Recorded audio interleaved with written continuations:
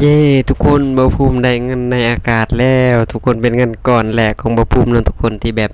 บ่าวภูมิเฮ็ดคลิปมาแล้วได้เงินเนาะทุกคนตอนแรกบ่าวภูมิก็บ่คิดว่าสิได้คือเขาดอกเนาะทุกคนเนาะแต่ว่ามื้อนี้ก็บ่าวภูมิได้อยู่บ่หลายเนาะเดือนนี้ก็ประมาณ 3,000 กว่าบาทเนาะทุกคนเนาะแต่ว่าเมียบ่าวภูมิว่าบ่เชื่อปานใดเนาะว่าเฮ็ดคลิปแล้วได้เงินบ่าวภูมิก็ลองเฮ็ดมาหลายเดือนกว่าสิผ่านเนาะทุกคนจนแบบ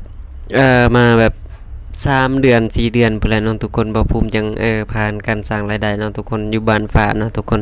อย่างบ้านแดงบ่ภูมิก็ยังบ่ผ่านเนาะทุกคนแล้วก็บ้านดำนี่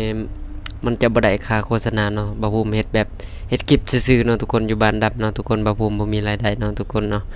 จังได้ก็มีแต่แบบอยู่บ้านฟ้าจังซี่แล้วก็อยู่บ้านแดงอยู่บ้านแดงก็ยังบ่ทันผ่านเนาะทุกคนแต่ใกล้สิผ่านแล้วถ้าแบบ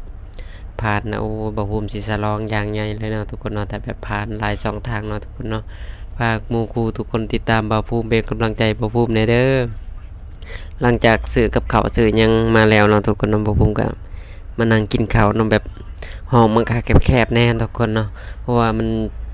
แทบสิบ่เห็นวิวสองคนนั่งต้องนั่งแบบเอียงๆข้างกันเนาะเพราะว่าห้องมันน้อยข้างหลังก็เป็นที่นอนเลยเนาะทุกคนแบบ มันแคบเนาะพอแต่แบบได้นอนเนาะทุกคนเนาะเอาจังได๋ก็สู้เนาะทุกคนเฮามาเฮ็ดงานอยู่บ้านเพิ่นเนาะทุกคนเนาะสำใดก็พออยู่ได้ก็อยู่ไปกินหยังได้ก็กินไปเนาะทุกคนอดทนเก็บเงินเก็บคำเมื่อบ้านเฮาเนาะทุกคนเนาะอันนี้ก็สิเป็นก้อยแซ่บๆทุกคนมาเด้อกินข้าวเด้อ